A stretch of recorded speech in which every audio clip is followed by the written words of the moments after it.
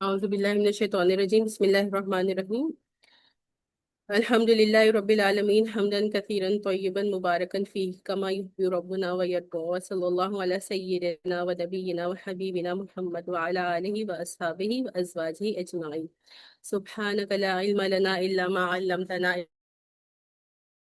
انک انت العلیم الحکیم اللهم انفعنا بما علمتنا وعلمنا ما ينفعنا وزدنا علما اللهم إني أسألك علما نافعا ورزقا طيبا وعملا متقبلا اللهم إني أسألك حبك وحب من يحبك والعمل الذي يبلغني حبك آمين يا رب العالمين. سورۃ الشمس ہم کر رہے ہیں انشاءاللہ تعالی. ندرت ہے ہمارے ساتھ.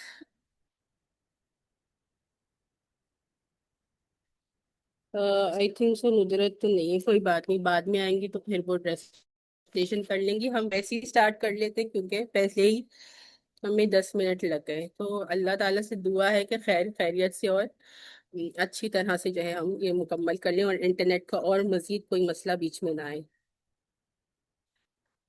تو پہلی آیہ مبارکہ کیا ہے؟ والشمس وضحاها. اسی طرح سے ہم کہہ رہے ہیں کہ مسلسل جو ہے وہ یہ تیسری صورت ہے جو قسم سے شروع ہو رہی ہے. پہلی جو صورت ہم نے اس کنٹینیویشن میں کی تھی، قسم سے شروع ہو رہی تھی، وہ کون سی صورت تھی؟ والضحى اس والضحى سورۃ الضحیٰ تھی. سورۃ الضحیٰ قسم سے شروع ہو رہی تھی. پھر اس کے بعد کون سی صورت آئی جو قسم سے شروع ہو رہی ہے؟ سورة سورۃ الليل. اللیل واللیل اذا یغشی. اب یہ تیسری صورت ہے جی، اور اب یہ تیسری صورت ہے، یہ بھی قسم سے شروع ہو رہی ہے. والشمس وضحاها. اس میں اللہ سبحانہ وتعالی متعدد قسمیں کھا رہے ہیں جو ہم ابھی دیکھتے ہیں اور کاؤنٹ کریں گے کتنی قسمیں. پہلی کیا قسم کھا رہے ہیں؟ والشمسی، اور قسم ہے سورج کی. والضحاها یہاں پہ کیا ترجمہ آ رہا ہے؟ اور اس کی پھیلی ہوئی دھوپ کی. ضحا کا مطلب ایک یہی ہوتا ہے کہ اس کی دھوپ کی یا اس کی روشنی کی. پھر ضحا کا دوسرا مطلب کیا ہوتا ہے؟ کہ پورا دن جو ہے وہ ضحا میں داخل ہوتا ہے. کچھ مفسرین کے نزدیک ضحا کا مطلب ہوتا ہے the entire day، سارا دن. اور پھر تیسرا مطلب جو زیادہ تر مفسرین لیتے ہیں وہ کیا ہے؟ وہ ضحا کا وقت ہے کہ جس وقت جو ہے وہ سورج جو ہے وہ اپنی پوری آب و تاب سے جو ہے وہ چمک رہا ہوتا ہے اور دن کا آغاز ہو جاتا ہے اور لوگ جو ہے وہ اپنے کاموں میں مصروف اور مشغول ہو جاتے ہیں. اور اس وقت سورج کی روشنی اتنی زیادہ بھی نہیں ہوتی جیسے 12 بجے اگر گرمی کے دنوں میں کہ بہت زیادہ جو ہے وہ تکلیف دہ اور مشکل ہو جائے. تو یہ تو ہم ڈیٹیل میں سورہ ضحیٰ میں دیکھ چکے ہیں. تو یہاں پر کیا ہے؟ اور سورج کی قسم، اور جب اس کی روشنی یا دھوپ پھیل جائے، یا سورج کی قسم اور اس وقت کی کہ جب ضحیٰ کا وقت ہو. پھر اگلی قسم کیا ہے؟ والقمر اذا تلاها. اور چاند کی قسم. اب سورج کے بعد کس کی قسم اللہ سبحانہ و تعالیٰ کھا رہے ہیں؟ چاند کی قسم. اذا تلاها، کہ جب وہ اس کے پیچھے آئے. تلا یتلو تلاوتن کا کیا مطلب ہوتا ہے؟ پیچھے آنا یا پیروی کر. تو تلاوت کا ہم نے ایک مرتبہ 2-3 مرتبہ یہ بات ہم کر چکے ہیں کہ تلاوت کا مطلب کیا ہوتا ہے. یہیں سے نکلا ہے تلا یتلو تلاوتن کے پیروی کرنا، پیچھے آنا. تو جب ہم قرآن کی تلاوت کرتے ہیں تو اس کا کیا مطلب ہوتا ہے کہ ہم قرآن کے احکامات کی پیروی کریں، ان کی اقتداء کریں، ان کے اوپر چلیں. یا پھر یہاں پر کیا ہوگا کہ لٹرلی کسی کے پیچھے چلنا، جیسے چاند کو، یہ جو ہا کی ضمیر ہے. اچھا، ایک چیز صورت میں کیا آ رہی ہے کہ ہر آلموسٹ آیت کا اینڈ جو ہے وہ ہا ضمیر پر ہو رہا ہے، ہا پروناؤن ہوتا ہے. تو یہ کس طرف لوٹ رہا ہے؟ تو پہلی آیت میں جو یہ ہا کی ضمیر ہے یہ کس کی طرف لوٹ رہی ہے؟ سورج کی طرف لوٹ رہی ہے. دوسری آیت میں بھی جو ہے یہ کس کی طرف لوٹ رہی ہے؟ یہ بھی سورج کی طرف لوٹ رہی. اور چاند کی قسم کہ جب وہ سورج کی پیروی کرے یا سورج کے جو ہے وہ پیچھے پیچھے چلے. اچھا، اب جب ہم دن اور رات، کوئی انسان جیسے اس زمانے میں 1400 سال پہلے انسان دیکھتا تھا تو پہلے سورج نکلتا تھا اور پھر سورج غروب ہوتا تھا، اور اس کے بعد کیا ہوتا تھا؟ چاند نکلتا تھا اور چاند غروب ہوتا تھا. تو یہ جو سورج اور چاند کا سائیکل تھا وہ ایک کے پیچھے ایک آ رہا تھا. تو اس کے بارے میں کہا جا رہا ہے کہ چاند جو ہے وہ سورج کی پیروی کر رہا ہے. ایک بات یہ ہو گئی. دوسری بات کیا ہے کہ اب سائنٹیفکلی ہمیں بہت سی چیز ہیں اور ہمیں کیا پتا چلا ہے کہ چاند کی جو روشنی ہے وہ کیا ہے، وہ اس کی اپنی، وہ بالکل، تو جو چاند کی روشنی ہے وہ دراصل اس کی اپنی روشنی نہیں ہے بلکہ وہ سورج کی ریفلیکشن ہے۔ تو یہاں پہ تلاحہ کا کیا مطلب ہوگا کہ ویسے تو اگر دیکھیں تو اس کے پیچھے ہے، لیکن یہاں کے کہ وہ سورج کے پیچھے ہے، یعنی کہ وہ سورج کا مقتدی ہے یا وہ اس کا تابع ہے، وہ اس کے پیچھے چلتا ہے کہ سورج اس کو روشنی دیتا ہے تو چاند روشنی ہمیں دکھا سکتا ہے۔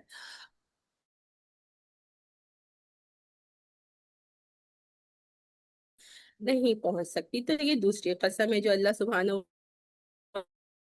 تعالی یہاں کھا رہے ہیں۔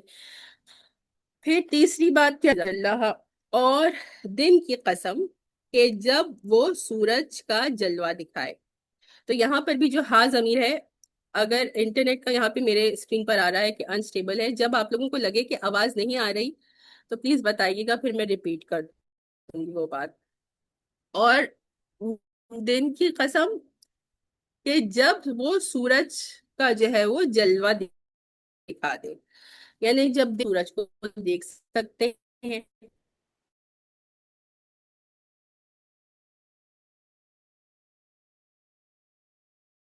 وہ اسے چھپا دے یا اس کو ڈھانپ لے۔ کسے چھپائے یا کسے ڈھانپ لے؟ سورج کو۔ چاروں آیات میں جو ہا کی ضمیر ہے اس کا جو ہے وہ، یا جو ہا پروناؤن آپ سمجھ لیں، انگلش میں جیسے پروناؤن ہوتا ہے، یہ کس کی طرف جا رہا ہے؟ یہ سورج کی طرف جا رہا ہے۔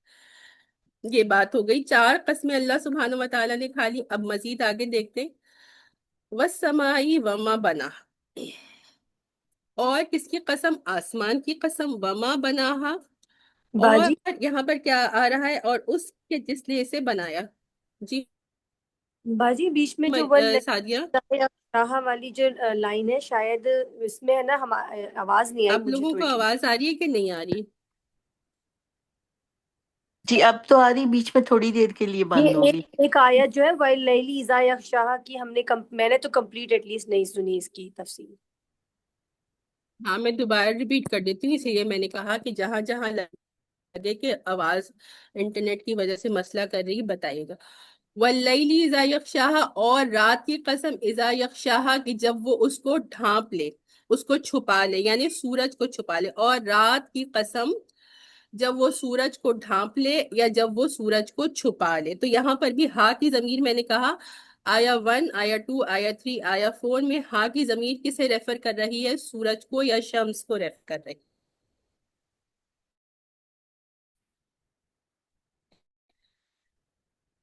اور آسمان کی قسم، ما بناہا، اور اس کی کہ جس نے اسے بنایا، یعنی کہ کس کی؟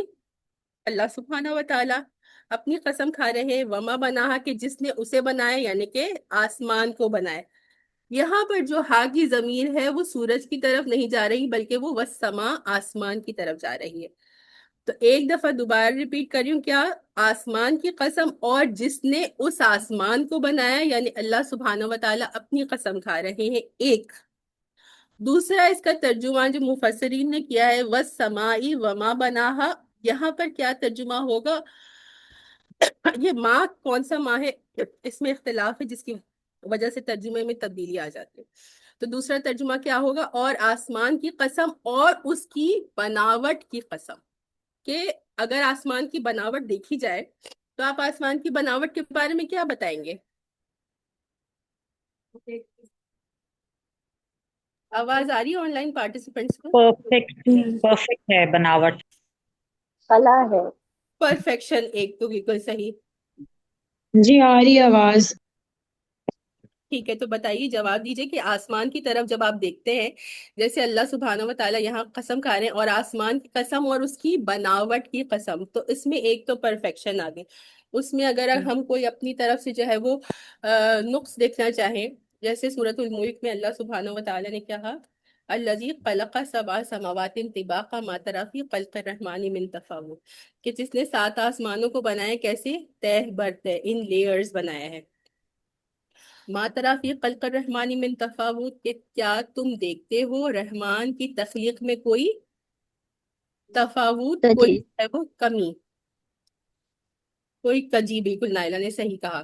तो कोई भी फ्लॉ उसमें नहीं देखते। फिर अल्लाह सुब्हाना व तआला ने कहा फिर दोबारा देखो कि क्या तुम्हें उसमें कोई दरार नजर आ रही है, कोई क्रैक नजर आ रहा है? तो कुछ नहीं, बिल्कुल परफेक्शन। एक तो परफेक्शन, दूसरा ये कि किस तरह से अल्लाह सुब्हाना व तआला ने आसमान को हमारे सरों पर उठाया हुआ है बगैर किसी पिलर्स के, है ना। तो ये और तमाम तर जो चीजें हैं, और ताहद नजर हम देख रहे हैं तो हमें आसमानी आसमान नजर आ रहा है। तो बनावट में कितनी परफेक्शन है। किसी चीज को हम देखते हैं, लेट सपोज हम किसी पेंटिंग को देखते हैं और वो ब्यूटीफुल पेंटिंग होती है, तो जहन में क्या आता है कि बनाने वाला कितना अच्छा पेंटर है ना। तो जब इस आसमान की तरफ हम देख रहे हैं और हम देख रहे हैं इतना परफेक्ट आसमान है, इसमें कोई किसी किस्म का नुक्स नहीं है, कमी और ऐब नहीं है, तो हमारे जहन में क्या बात आनी चाहिए? उसकी बनावट। बिल्कुल, उसकी बनावट को देखकर हमें बनाने वाले की याद आनी चाहिए कि उसकी वो जात कितनी परफेक्ट है कि जिसने ये परफेक्ट आसमान बनाया। बिल्कुल। तो आगे अगली कसम खाइए, वल अर्दी वमा तहाहा, और जमीन की कसम। यहाँ पे तर्जुमा क्या आ रहा है? और उसकी के जिसने उसे बिछाया या उसे वुसअत दी या उसे कुशादगी दी। तो हाहा का क्या मतलब होता है? यही बिछाना, कुशादगी देना, वुसअत देना। तो फिर वही बात कि अल्लाह सुब्हाना व तआला, एक तर्जुमा होगा कि जमीन की कसम खा रहे हैं और उस जात की कि जिसने उस जमीन को वुसअत दी है, यानी अपनी कसम खा रहे हैं। और जैसे पिछली आयत में दूसरा मैंने तर्जुमा किया था, माँ मस्दरिया से दूसरा तर्जुमा बनता है, वो क्या बनता है? और जमीन की कसम और उसकी कुशादगी की कसम और उसकी वसअत की कसम। अब वसअत को देखें तो वही बात है कि जो इनिशियल इसकी ऑडियंस थी वो क्या थी? वो कुरैश थी, अरब के लोग थे। तो सहरा में अगर इंसान जा रहा होता है, सफर कर रहा होता है, तो क्या होता है? उसको तहद्दे नजर जो है वो क्या, जमीन ही जमीन नजर आ रही होती है ना। तो यही है कि जहां तक इंसान की नजर जा रही है वहां पर उसको जमीन फैली हुई नजर आ रही है। और फिर इसी तरह से सूरह मुल्क में अल्लाह सुब्हानहू व तआला ने जमीन के बारे में क्या कहा? ज़लूलन फमशू फी मनाकिबिहा व कुलू मिन रिज़्क़िही व इलैहि नुशूर।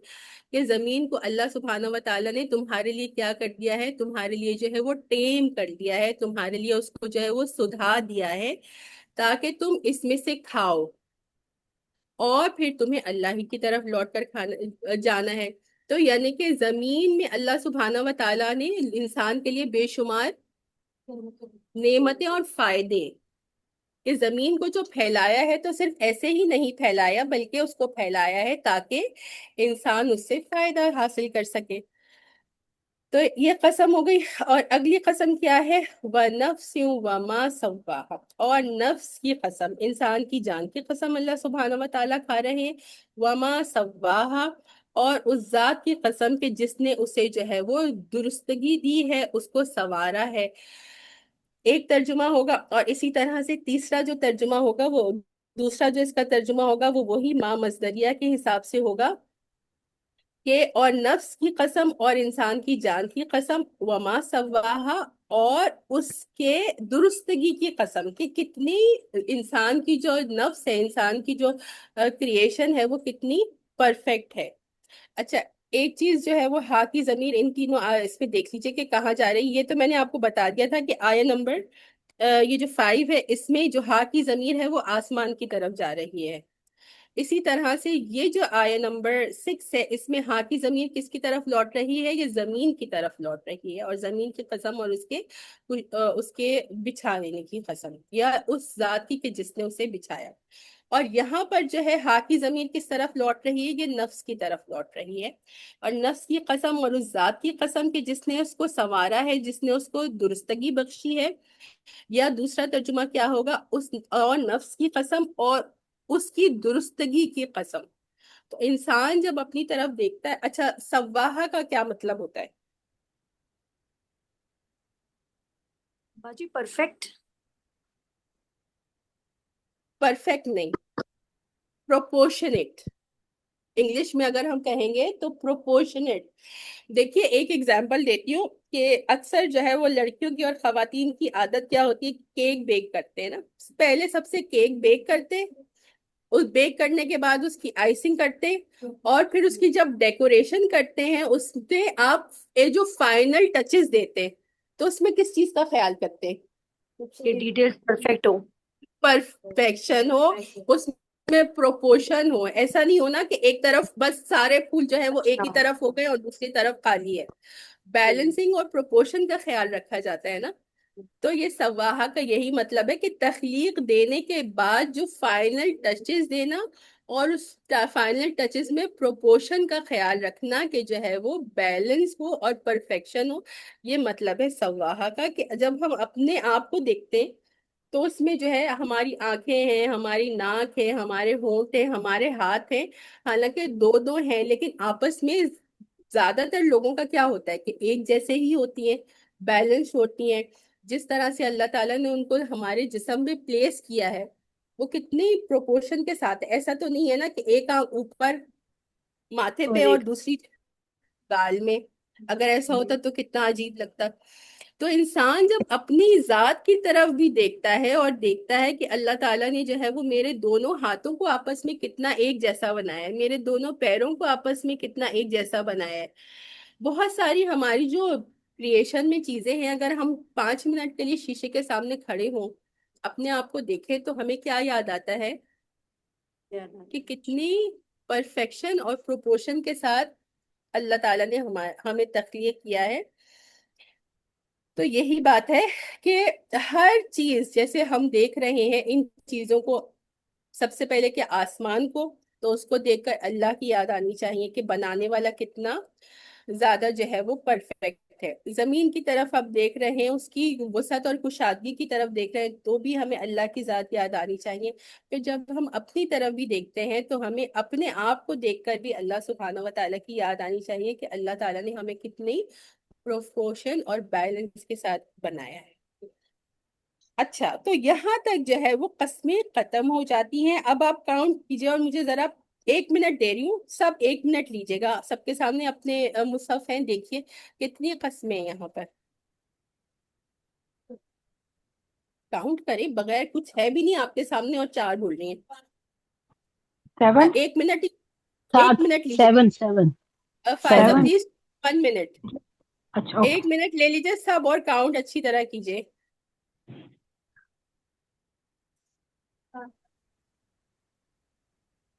اپیرنٹلی تو 7 لگ رہی ہیں،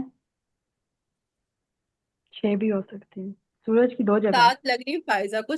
فائزہ اب صبر نہیں کر رہی ہیں. نہیں ایک نہیں، منٹ مجھے اگر میں نے صبح دیا ہے نا، جی اگر میں نے صبح 1 منٹ دیا، it means take your time. سورج کی 2 دفعہ انہوں نے کھائی ہے نا، تو 6 ہو گئی. سورج کلر. چلیں 6 اور 7 کچھ لوگوں نے کہہ دیا. اس کے علاوہ جس کو کچھ کہنا ہے وہ بتا دیں. آپ کی کام کرنی کتنی کی آپ نے؟ 14 ہر آیت میں 2 ہو رہی ہیں. جی جی. چلے اب میں نمبر نہیں بتاتی، کسی نے صحیح نہیں بتایا، مل کر کاؤنٹ کر لیتے، ٹھیک ہے؟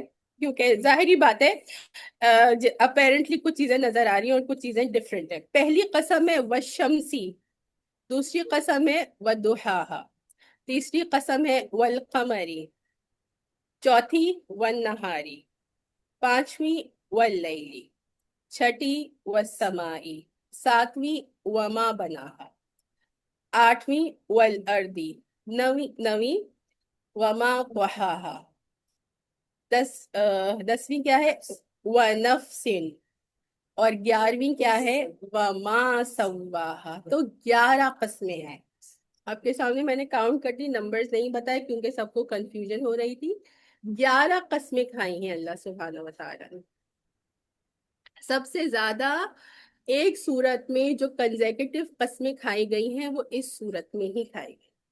ایک ساتھ 11 قسمیں اللہ سبحانہ و تعالیٰ کھا رہے ہیں. پھر دوبارہ سے پیچھے جائیں گے اور ایک اور چیز دیکھیں گے کہ سورج اور چاند پیر ہیں آپس میں، ایک ون آفٹر دا ادر، اور ان کا سیکوینس کیا ہے کہ ایک جاتا ہے اور ایک آتا ہے. تو ان کا یہ جو فالوئنگ ون اندر ہے، ایک کے پیچھے ایک، سورج اور چاند کا یہ سیکوینس بھی جو ہے وہ ہمیں جو ہے اس کے خالق کی طرف جو ہے وہ متوجہ کرتا ہے. اسی طرح سے دوسرا کیا پیر آ رہا ہے بتائیے آپ لوگ؟ دن اور رات. دن اور رات کا، یہ بھی آپس میں پیر ہے، ایک جاتا ہے اور ایک آتا ہے. یہ دوسرا پیر آ گیا. پھر تیسرا کیا پیر آ رہا ہے؟ آسمان اور زمین. آسمان اور زمین. بالکل، یہ تین پیئرز آ چکے ہیں. اسی طرح سے یہ تینوں پیئر جو ہے آپس میں ایک دوسرے کو کمپلیمنٹ کرتے ہیں اور پھر ہمیں جو ہے وہ ان کے خالق کی طرف متوجہ کرتے ہیں. پھر اگلی چیز کیا قسم کھائی گئی ہے؟ نفس کی قسم کھائی گئی ہے. اور پھر اگلی آیت میں جو ہے وہ نفس سے متعلق، نفس کے اندر بھی جو ہے وہ دو چیزیں پائی جاتی ہیں، وہ بتایا جا رہا ہے. اگلی آیت مبارکہ دیکھتے.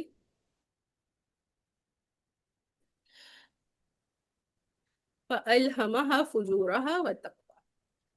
پھر اس نے دل میں وہ بات ڈال دی جو اس کے لیے بدکار بھی، جو اس کے لیے پرہیزگاری کی ہے.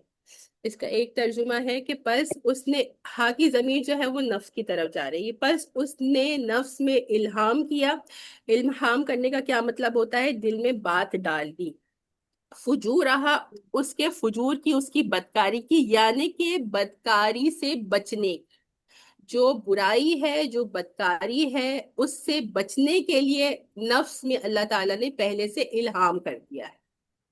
وَتَقْوَاهَا، اور تقوی، پرہیزگاری بھی اللہ سبحانہ و تعالیٰ نے دوبارہ سے، یہ جو ہا کی ضمیر ہے، یہ تینوں ہا کی ضمیر جو یہاں پر آ رہی ہیں اس آیت نمبر 8 میں، یہ کہاں جا رہی ہیں؟ یہ نفس کی طرف لوٹ رہی ہیں. فَأَلْهَمَهَا، پس الہام کر دیا اس میں، یعنی کہ نفس میں.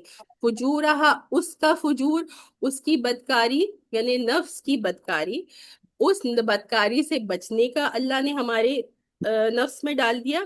اور اس کا تقوی، اس کی پرہیزگاری، یعنی کہ نفس کی پرہیزگاری بھی اللہ تعالیٰ نے ہماری دل میں ڈال دی. جب یہی بات ہے کہ جب بھی اللہ سبحانہ و تعالیٰ کسی کو بھی بناتے ہیں تو اس کو فطرت پر بناتے ہیں، اس کے دل میں جو ہے وہ.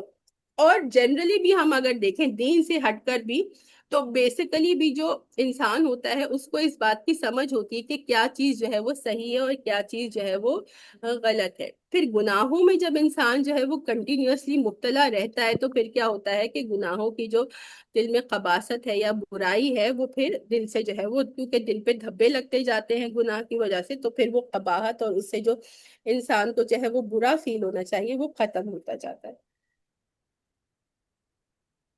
اچھا، تو الہام کا مطلب ہم نے دیکھ لیا کہ کیا مطلب ہے، کہ دل میں بات کو ڈال دینا، کہ ہر کسی کے دل میں جو ہے وہ برائی اور نیکی کے بارے میں اللہ تعالیٰ نے ڈالا ہوا ہے.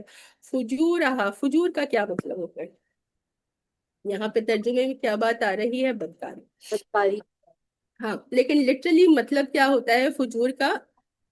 کہ ایک جو رائڈر ہوتا ہے، جو گھوڑ سوار ہوتا ہے، وہ جب گھوڑے پر بیٹھتا ہے وہ کیسے بیٹھتا ہے؟ سیدھا بیٹھتا ہے نا، بیچ میں بیٹھتا ہے نا. لیکن جب وہ ایک طرف کو ہو جاتا ہے تو اس کو فجرا یفجر کہتے ہیں، فجور کہتے ہیں، کہ وہ ایک طرف جھک گیا. تو جب انسان جو ہے وہ گناہوں کی طرف جھک جاتا ہے تو وہ اس کو فجور کہا جاتا ہے. یہ بات سمجھ آ گئی. اگلی بات جو ہے وہ کیا ہے؟ تقویٰ. تقویٰ ہم بہت مرتبہ ڈسکس کر چکے ہیں، لیکن ابھی بھی دوبارہ کر لیں گے کیونکہ اکثر لوگ بھول جاتے ہیں. پہلے آپ بتائیے تقوی کا مطلب کیا ہے؟ یہ تو ٹرانسلیشن میں آ رہا ہے نا. ویسے آپ کو کیا یاد ہے جو ہم اتنے الحمدللہ بہت 1.5 سال سے تو آپ آن لائن پارٹیسپینٹس بھی میرے ساتھ ہیں. تقوی کا ویسے مطلب بتائیے.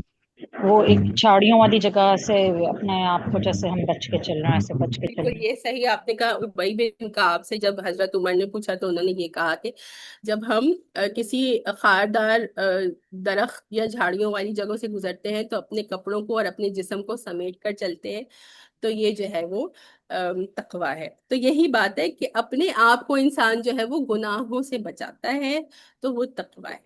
دنیا میں جب ہم گزر رہے ہیں، اپنی زندگی گزار رہے ہیں، تو اس میں اپنے آپ کو گناہوں سے بچائیں. ہر اس ایک چیز سے بچائیں کہ جس سے اللہ سبحانہ و تعالیٰ ناراض ہوں گے، تو یہ تقوی ہے۔ اب تقوی کا کہ جو لیول شروع ہوتا ہے وہ کس طرح سے شروع ہوتا ہے کہ انسان سب سے پہلے اپنے آپ کو کس سے بچانا شروع کرتا ہے؟ انیشیٹ جب شروع ہوتی ہے تو کس سے شروع ہوتی ہے؟ حرام سے انسان اپنے آپ کو بچاتا ہے نا۔ جس چیز کا اللہ تعالیٰ نے ممانعت کر دی ہے، جو حرام ہے، حدیث شریف میں کیا آتا ہے کہ الحرام بین والحلال بین، کہ جو حلال ہے وہ واضح ہے اور جو حرام ہے وہ واضح ہے۔ پھر جو چراگاہ کے قریب گیا تو پھر وہ اس کے اندر چلا گیا، کہ جو باؤنڈریز ہیں، جو ان باؤنڈریز کے قریب گیا، حلال و حرام کی جو باؤنڈریز ہے، تو پھر کیا ممکن ہے، عین ممکن ہے کہ وہ شخص جو ہے وہ چراگاہ کے اندر بھی چلا جائے گا۔ تو اس لیے اپنے آپ کو کیا ہے، حرام سے بچانا پہلی بات ہوتی ہے۔ پھر اس کے بعد اگلی بات کیا آتی ہے کہ انسان اپنے آپ کو مباح سے بچاتا ہے۔ مباح کیا ہوتا ہے؟ میم بے الف ہا، مباح۔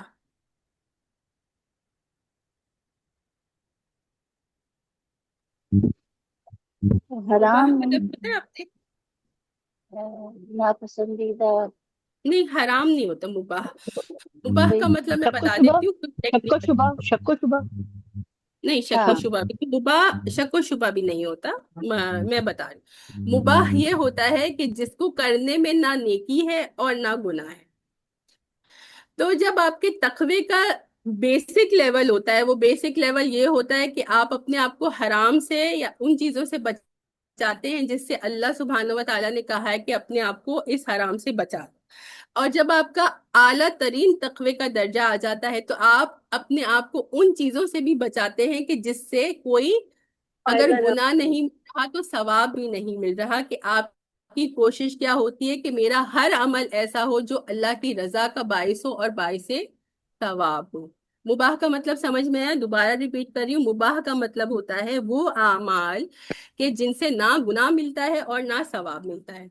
ٹھیک ہے، تو جب تقوی کا ہائیسٹ لیول آ جاتا ہے تو انسان کیا کوشش کرتا ہے کہ ایسے کاموں سے بھی بچے کہ جو آپ کو کوئی فائدہ نہیں دے رہی۔ اگر نقصان نہیں ہے تو فائدہ بھی نہیں ہے۔ تو تقوی کا ہائیسٹ لیول میں پھر کیا انسان کا ہو جاتا ہے کہ میں ہر ایسا کام کروں کہ جس سے مجھے اجر ملے، جس سے مجھے اللہ کی رضا ملے۔ تو یہ بات ہے تقوی کا ایک نقطہ تھا جو ہم نے ڈسکس کر لیا۔ اور وہی بات، نفس کے اندر دو چیزیں ہیں، فجور ہے اور تقوی ہے، تو یہ بھی پیئرز میں آ گیا۔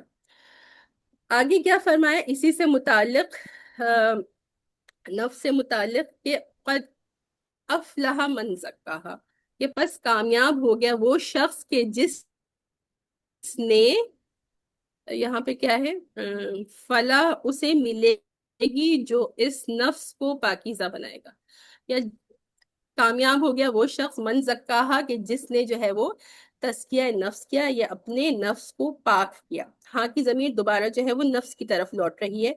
تزکیہ نفس کس چیز کا، یا پاک کرنا کس چیز کو؟ اپنے نفس کو گناہوں سے پاک کرنا۔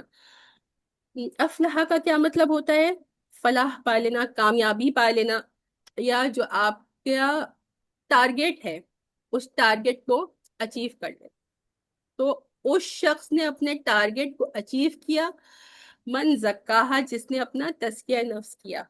اپنے نفس کو تزکیہ نفس کیا ہوتا ہے فاطمہ، آپ کو بتائیں؟ تزکیہ نفس باجی یہ کہ آپ یہ دیکھیں کہ آپ اپنے اندر اچھائی یا برائی کو خود ہی پہچانیں۔ مشکل ہوگی اب سیٹ اپ چینج کرنا۔ جی سعدیہ دوبارہ بولیے۔ میں کہہ رہی تھی اپنے اندر کی اچھائی برائی اور اپنے کام جو ہم کرتے ہیں دن رات، اس میں ہم اپنے آپ کو چیک کریں کہ ہم کیسے کریں، اسے تزکیہ نفس کہیں گے۔ بالکل صحیح۔ انسان اپنے آپ کا جو ہے وہ اپنا چیک کرے کہ میں کون کون سی میرے اندر برائیاں ہیں، میرے اندر کون کون سی خرابیاں ہیں، اور پھر جب اس بات کو اس نے اینالائز کر لیا کہ میرے اندر یہ خرابی ہے، یہ میرے اندر جو ہے وہ ایسی چیزیں ہیں جن کو چینج کرنے کی ضرورت ہے، پھر اس کے بعد وہ کیا کرے، اس پہ کام کرنا شروع کر دے کہ ان چیزوں کو جو میرے، جیسے کسی کو بہت جلدی غصہ آ جاتا ہے تو اس نے اس چیز کو ریئلائز کیا کہ مجھے بہت جلدی غصہ آ جاتا ہے کوئی شخص، اور اب میں کوشش کروں گا کہ اپنے غصے کو کنٹرول کر لوں۔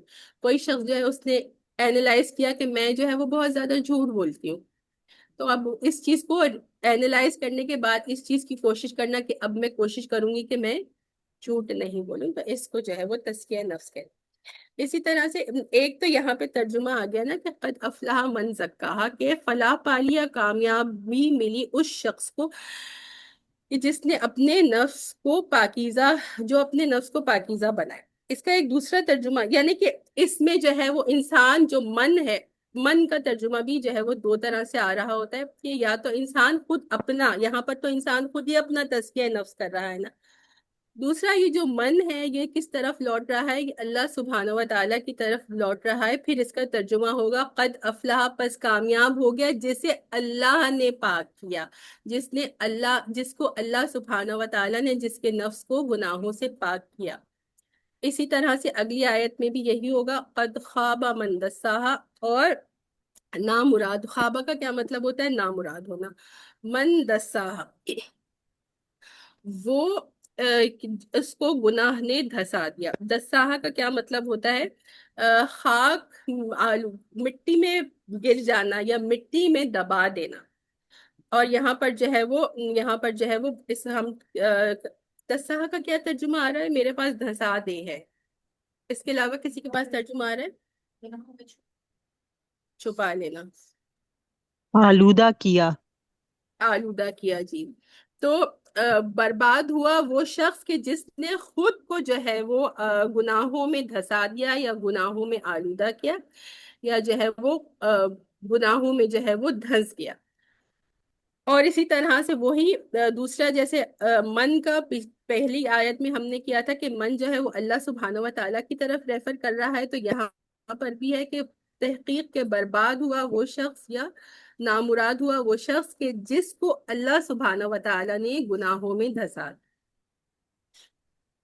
یہ دو چیزیں ہو گئی۔ اب یہ ساری باتیں تو ہو گئی، اچھا یہ والی آیت کی آگے جو ہے وہ ایک واقعہ جو ہے وہ آ رہا ہے قد خواب من دساہا کا، کہ وہ شخص جو ہے وہ نامراد ہوا کہ جس نے اپنے آپ کو گناہوں میں دھسا دیا۔ اب اس سے جو ہے وہ متعلق واقعہ کس کا آ رہا ہے؟ وہ سمود کا واقعہ آ رہا ہے۔ اچھا ایک اور بات یہ ہے کہ یہاں پر اللہ سبحانہ و تعالیٰ جو ہے اس واقعے کو بہت مختصراً جو ہے وہ بیان کر رہے ہیں، لیکن یہاں پر مقصد کیا ہے کہ جیسے اللہ سبحانہ و تعالیٰ بتا رہے ہیں کہ صالح علیہ السلام کی نافرمانی کرنے کی وجہ سے قوم سمود کو اللہ سبحانہ و تعالیٰ نے تباہ و برباد کر دیا، اسی طرح سے یہ ایک وارننگ ہے کس کے لیے؟ قریش کے لیے۔ انیشل آڈینس قریش ہے، یاد رکھیے، ان کے لیے ایک وارننگ ہے کہ اگر تم بھی ان کی طرح نبی کریم صلی اللہ علیہ وسلم کی تکذیب کرو گے تو تمہارا انجام بھی وہی ہوگا جو سمود کا ہوا تھا۔ تو اب یہ واقعہ دیکھ لیتے ہیں، کچھ حد تک جو ہے وہ اس کی ڈیٹیل میں جا سکیں گے، زیادہ تو نہیں جا سکیں گے۔ کذبت ثمود بالطغوا، قوم سمود نے اپنی سرکشی سے پیغمبر کو جھٹلایا۔ کذبت، تکذیب کی، سمود نے، بتغواہا، اپنی سرکشی کی وجہ سے۔ ہاں کی ضمیر جو ہے وہ سمود کی طرف لوٹ رہی ہے۔ اپنی سرکشی کی وجہ سے، کس کی سرکشی کی وجہ سے؟ سمود کی یا اس قوم کی سرکشی کی وجہ سے۔ تکذیب کرنے کا کیا مطلب ہوتا ہے؟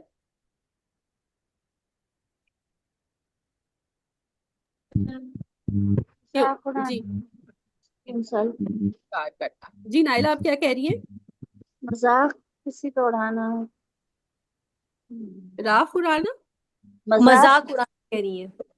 نہیں، مذاق اڑانا نہیں، تکذیب کرنے کا مطلب ہوتا ہے جھٹلانا یا انکار جھٹلانا، کرنا، ڈینائل، ٹو ڈینائی، ہاں۔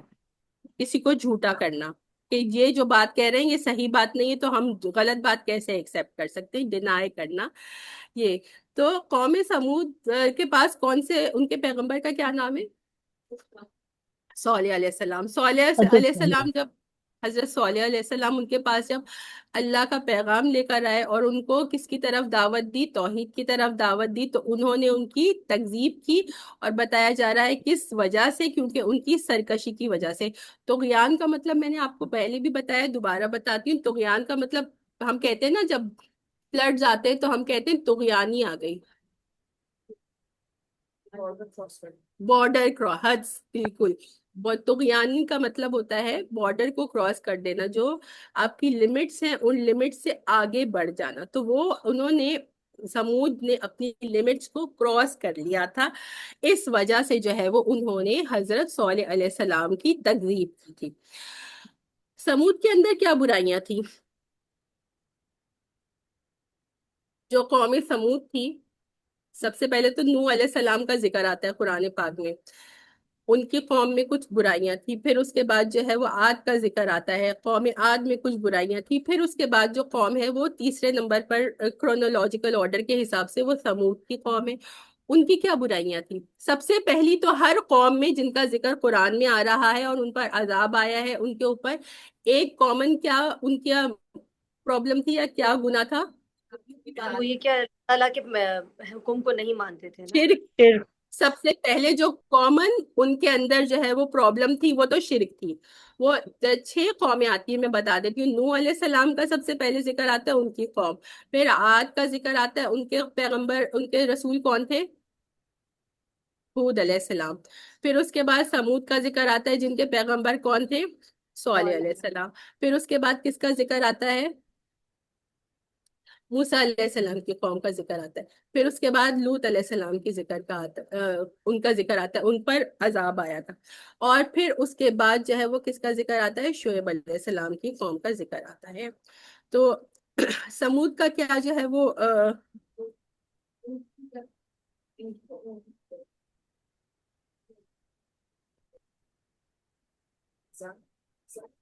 شعیب علیہ السلام میزان کی جو مسئلہ تھا وہ شعیب علیہ السلام. یہ لوگ جو ہے نا وہ بہت جو ہے وہ بناتے تھے، عمارتیں بناتے تھے بہت زیادہ، جو ہے نا پہاڑوں کے اندر تراش کے عمارتیں بناتے تھے، بڑی بڑی عمارتیں. اور یہ سمجھتے تھے کہ یہ عمارتیں جو ہے نا وہ ہمیں ہمیشہ کے لیے بچا لیں گی اور ہمیں جو ہے نا کبھی بھی کچھ نہیں ہوگا. تو ایک وہ عاد تھی، قوم عاد.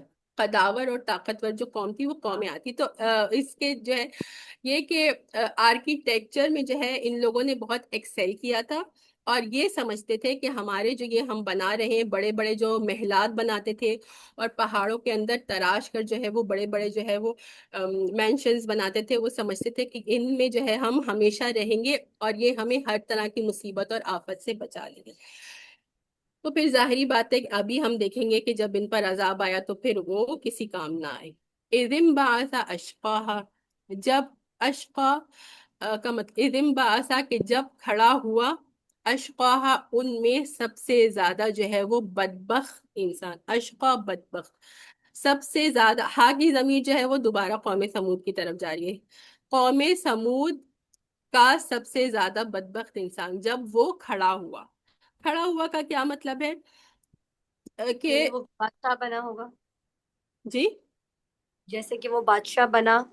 نہیں نہیں نہیں، بالکل بادشاہ کی کوئی ایسی بات نہیں. ابھی دیکھ لیتے سرکشی کے لیے کھڑا ہوا. سرکشی کے لیے کھڑا ہوا. وہ کیا ایز کرنا اے چاہ رہا لیڈر ہے؟ اگر کھڑا ہوا may be. Not as a leader, no. میں بتا رہی ہوں جب وہ کھڑا ہوا وہ کس چیز کے لیے کھڑا ہوا، کہ انہوں نے اللہ سبحانہ و تعالیٰ سے کہا تھا کہ ہمیں ایک معجزہ دے.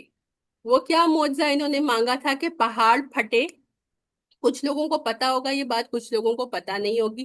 اور اگر جن کو کچھ پتا بھی ہوگی تو ان کو ڈیٹیلز اتنی پتا نہیں ہوں گی. تو کچھ ڈیٹیلز ہم دیکھ لیتے ہیں. انہوں نے اللہ سبحانہ و تعالیٰ سے معجزہ مانگا تھا کہ صالح علیہ السلام انہیں دعوت و تبلیغ کرتے تھے اور یہ نہیں مانتے تھے. کافی عرصہ اسی طرح گزر گیا. پھر ایونچولی انہوں نے کہا کہ ہم آپ کو مانیں گے جب ہمارا کہا ہوا معجزہ جو ہے آپ ہمارے سامنے لے آئیں. وہ کیا معجزہ تھا؟ انہوں نے کہا کہ پہاڑ جو ہے وہ پھٹے، اس میں سے ایک اونٹنی نکلے، وہ 10 مہینے جو ہے وہ پریگننٹ ہو. اونٹ کی جو پریگننسی کا پیریڈ ہے وہ 10 منتھس ہے، اور نکلتے ہی وہ بچے کو جن لے. جیسے ہی وہ پہاڑ سے نکلے وہ اس کے بعد فوراً ہی جو ہے وہ اس کی ڈیلیوری ہو جائے اور وہ بچے کو جن لے. تو پھر اللہ سبحانہ و تعالیٰ نے ان کے کہے ہوئے معجزے کو پورا کر دیا کہ اسی طرح سے جو وہ ہوا کہ پہاڑ میں سے اونٹنی نکلی اور اونٹنی نے نکلتے ہی ایک بچے کو جو ہے وہ جنم دیا. لیکن کیونکہ وہ ایک کوئی عام اونٹنی تو تھی نہیں، وہ بہت خاص اونٹنی تھی، تو وہ سائز بھی بہت ہیوج تھی. بہت زیادہ بڑی تھی۔ اب اس کے بعد کیا ہوا کہ جتنی بڑا کوئی لیونگ تھنگ ہوگا اس کے اتنا ہی زیادہ خوراک کی اور پانی کی ضرورت ہوگی۔ تو اب جب وہ اتنی بڑی اونٹنی آ گئی تو اس کو بہت زیادہ پانی کی ضرورت تھی، تو اب کیا تھا کہ یہ بات طے ہوئی کہ ایک دن جو ہے وہ اونٹنی پانی پیا کرے گی جا کر دریا سے یا جو بھی پانی کا وہاں پر انتظام تھا، تو اور دوسرے دن جو ہے وہ ان کے جانور جا کر پانی پیئیں گے۔ تو پہلے تو ایسا ہوتا تھا کہ ہر روز یہ اپنے جانوروں کو لے جاتے تھے پانی پلانے کے لیے، اور اب وہ آلٹرنیٹ ڈیز کی باری بن گئی، تو اس پر ان کو تکلیف ہو گئی۔ اب یہ بھی سوال ہے کہ جو ہے جانوروں کا تو یوں انتظام ہو گیا، لیکن انسانوں کا کیسے بندوبست ہوگا؟ تو اس کے لیے بھی اللہ سبحانہ و تعالیٰ نے یہ انتظام کیا تھا کہ جب ان کے جانوروں کی باری ہوتی تھی وہ وہاں ان کو پانی پلانے لے جاتے تھے تو اپنے لیے پانی بھر لیا کرتے تھے، اور جو دوسرا دن ہوا کرتا تھا تو انسانوں کے لیے اللہ نے کیا بندوبست کیا تھا کہ وہ اونٹنی کا دودھ ان کو ملتا تھا۔ جب وہ اتنی بڑی اونٹنی تھی، سبحان اللہ، امیجن تو ہم کر نہیں سکتے کہ اس کا کیا سائز تھا، لیکن بہت ہیوج تھی، تو ظاہری بات ہے کہ اس کا دودھ بھی کتنے جو ہے وہ زیادہ نکلتا ہوگا۔ وہ اتنا زیادہ دودھ ہوتا تھا کہ وہ تمام جو ہے وہ قوم میں وہ بٹ جایا کرتا تھا اور وہ اس کو پی لیا کرتے تھے، تو پانی کی جگہ اللہ نے ان کو دودھ سے بھی نواز دیا تھا۔ اب جب وہ اس طرح سے ہوتا تھا کہ ایک دن اونٹ کی باری اور ایک دن ان کے جانوروں کی باری، کیونکہ کہا نا کہ اللہ سبحانہ و تعالیٰ نے کہ تو یہ تھے ہی سرکش، اپنی سرکشی کی وجہ سے ان کو تکلیف ہوئی کہ ایسا کیوں ہے کہ ہمارے جانور ایک دن پانی نہیں پیتے۔ تو پھر انہوں نے کیا کہا کہ نہیں، ہم کیا کریں گے، اس اونٹنی کو جو ہے وہ ہلاک کر دیں۔ تو جو پلان تھا وہ پوری قوم نے ہی بنایا تھا۔ ہو سکتا ہے کہ کچھ لوگوں نے مل کر پلان بنایا ہو اور باقی سارے لوگوں نے اس کا ساتھ نہ بھی دیا ہو، لیکن ان کو پتا تھا کہ ہماری قوم کا یہ پلان ہے۔ کیا پلان ہے؟ کہ اونٹنی کو جو ہے ہم ہلاک کر دیں گے تاکہ یہ ایک دن جو ہمارا جانوروں کا حصے کا پانی پی لیتی ہے، یہ اس سے ہماری جان چھوٹ۔ اچھا وہی بات ہے، ایک اور امپورٹنٹ بات کیا ہے کہ اللہ سبحانہ و تعالی جب قوم معجزہ مانگتی ہے اور وہی معجزہ دے دیا جاتا ہے، اس کے بعد وہ قوم اگر انکار کرتی ہے تو پھر کیا ہوتا ہے؟ پھر عذاب آ جاتا ہے۔ تو اگر تو قوم کا مانگا ہوا معجزہ اللہ تعالیٰ دے دے اور اس کے بعد عذاب آ جائے، تو یہ تو مطلب بہت ہی خطرناک بات ہے، کیونکہ جو لوگ نہیں ماننے والے ہوتے وہ اپنا مانگا ہوا معجزہ اپنی آنکھوں سے دیکھنے کے بعد بھی نہیں مانتے، اور جن کو ماننا ہوتا ہے وہ بغیر کسی معجزے کی فرمائش کیے بغیر ہی جو ہے وہ مان لیتے ہیں، کیونکہ ہر پیغمبر کو اللہ سبحانہ و تعالیٰ ویسے ہی بہت سے معجزات دیتے ہیں۔ اب جو قریش مکہ ہے وہ بھی آپ لوگوں کو پتہ ہے، ہم آیات دیکھ چکے ہیں کہ وہ بھی نبی کریم صلی اللہ علیہ وسلم سے مختلف جو ہے وہ معجزات مانگتے تھے کہ قرآن جو ہے وہ آپ کو ریٹن فارم میں مل جائے، یا کہتے تھے کہ آپ کے ساتھ کوئی فرشتہ کیوں نہیں آ جاتا، یا اللہ سبحانہ و تعالیٰ آپ کو جو ہے وہ نہریں اور باغات کیوں نہیں دے دیتے، یا اللہ سبحانہ و تعالیٰ آپ کو خزانے کیوں نہیں دے دیتے۔ تو بہت سارے معجزات جو ہے وہ مانگا کرتے تھے، اور اللہ سبحانہ و تعالیٰ نے ان کو وہ معجزات نہیں دیے۔ یہ اللہ سبحانہ و تعالیٰ کی ان کے اوپر خاص رحمت تھی، کیونکہ اگر وہ معجزہ دے دیا جاتا اور پھر بھی وہ نہیں مانتے تو فوراً ان پر عذاب آ جاتا۔ تو یہی بات ہے کہ اب ایک تو انہوں نے معجزہ مانگا، اس کے بعد پھر جو ہے وہ یہ لوگ نہیں مانے، اور اس کے بعد جو ہے پھر کیا کہ وہ جو معجزہ تھا اس کو اللہ کی جو وہ اونٹنی تھی اس کو بھی اب نقصان پہنچانے کا جو ہے وہ پلان بنانے لگ گئے۔ تو اگلی آیت دیکھتے ہیں پھر انشاءاللہ تھوڑا سا استغفر اللہ، ایک منٹ رکیے گا، اسکرین چلیے۔ فقال لهم، کوئی بات نہیں،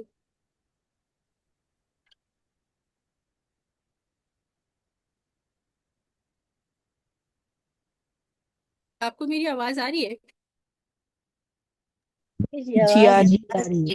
اچھا ٹھیک ہے، ابھی اسکرین آ جائے گی انشاءاللہ، میں ویسے ہی بتاتی ہوں مزید۔ فقال لهم رسول اللہ ناقۃ اللہ وسقیاها، فقال لهم، پس کہا ان سے رسول اللہ، اللہ کے رسول نے، یعنی کہ کون تھے اللہ کے رسول؟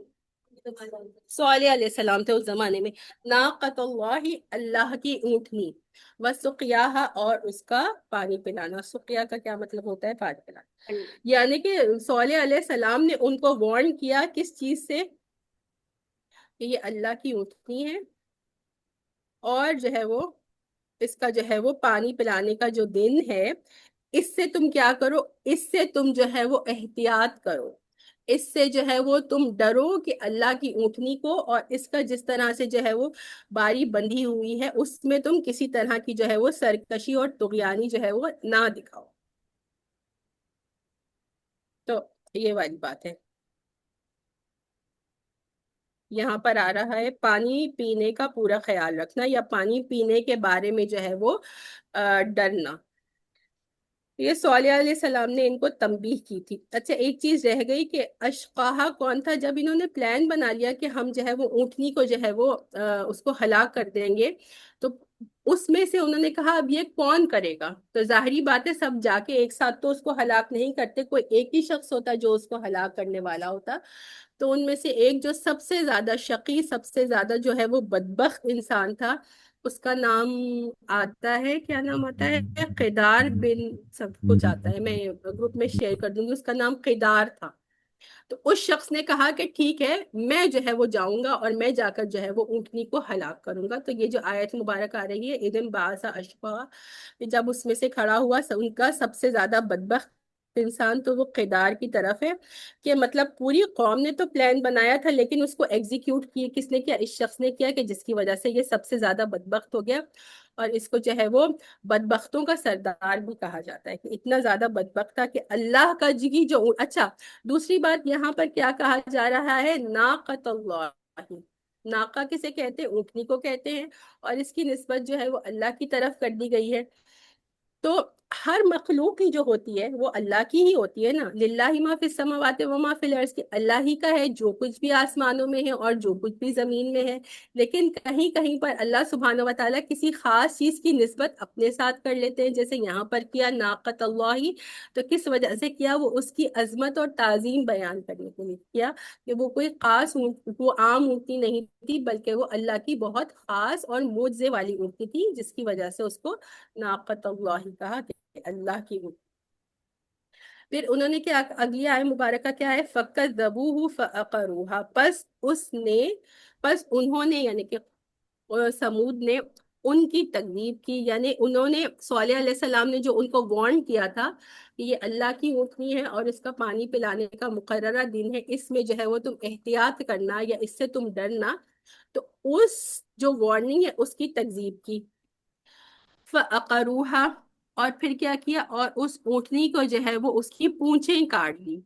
عرب میں بھی یہ اس طرح سے ہوا کرتا تھا کہ جو ہے وہ اونٹ بہت زیادہ جو ہے وہ طاقتور جانور ہے، تو اس کو نہر تو کیا جاتا تھا. نہر تو آپ اکثر لوگوں کو پتہ ہی ہوگا کیسے کرتے ہیں، لیکن عربوں میں کیا کیا جاتا تھا کہ اس کو ڈائریکٹ وہ برچھی لے کر اس کے جو ہے وہ گلے میں نہیں بھونپ دی جاتی تھی، بلکہ پہلے جو ہے نا اس کی ٹانگیں کاٹ دی جاتی.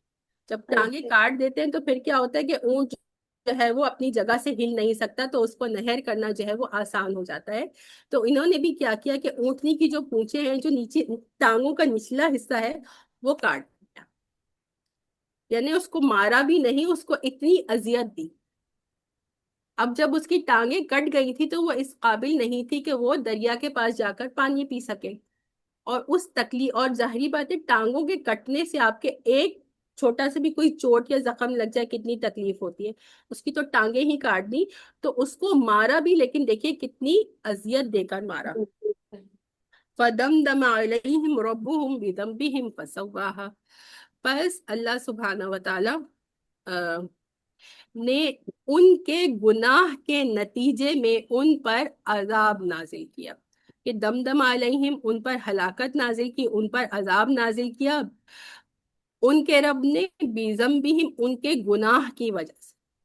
یہ نہیں کہ اللہ سبحانہ و تعالیٰ نے جو ہے وہ معجزہ بھیجا اور معجزہ بھیجنے کے بعد جو ہے وہ پھر بھی وہ جھٹلا ہی رہے تھے. انہوں نے صالح علیہ السلام کی دعوت کو قبول تو نہیں کیا، لیکن اس کے باوجود اور بھی کتنا بڑا گناہ کہ وہ جو اللہ کے بھیجی ہوئی اونٹنی تھی اس کو اتنی اذیت کے ساتھ جو انہوں نے ہلاک کیا، تو اس کے نتیجے میں as a result of that اللہ تعالیٰ نے عذاب کو بھیجا.